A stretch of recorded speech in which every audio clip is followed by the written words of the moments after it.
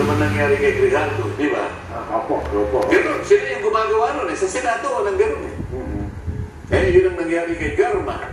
Yan ang nangyari kay, doon sa pulis, yung Ed, nakalimutan ko yung apelido. Pero sa Senado, walang ganung klaseng kasaysayan.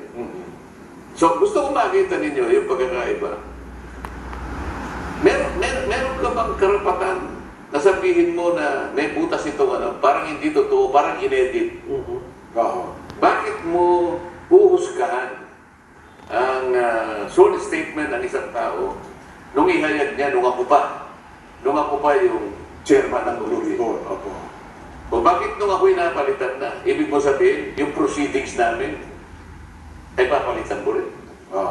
Pinagtalunan, in-approve, ito yung ginawa namin, napatunayan namin na kailangan niyang magkaroon ng protection. Ito yung hiningi niya. Kaya gumawa ko kagad ako ng sulat bilang chairman.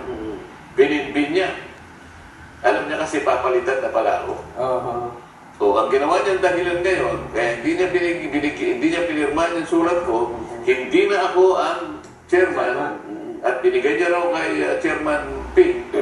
Si Chairman Ping naman, nag-uusap na raw naman pala sila, kailangan mag-solid muna. So, yun po yung nangyari.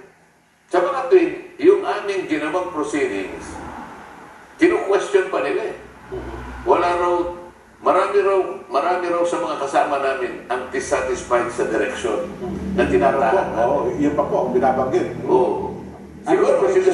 Siguro, liwanagin natin, ano bang direksyon ang gusto nyo? Ayun. Di ba? Kami ang direksyon namin matuwid eh. Kayo ano gusto yung direksyon? Sino siya para sabihin niya na dissatisfied? Sino sa mga kasama namin dissatisfied?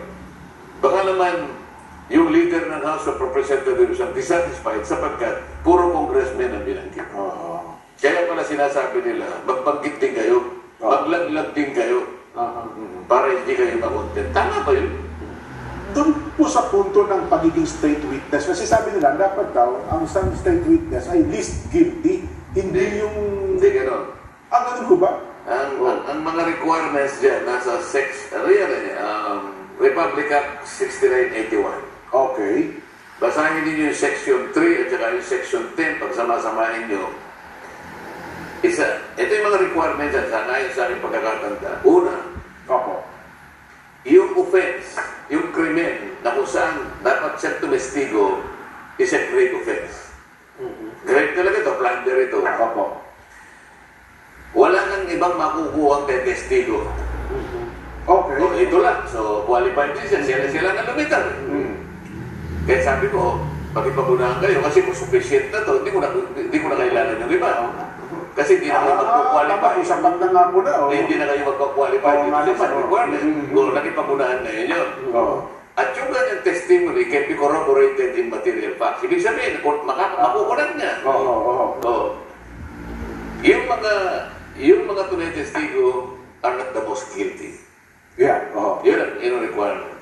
Pagkatapos, meron pa sinasabi ron, nanganganib ang buhay, ang kanilang kaligtasan, at ang kanilang seguridad.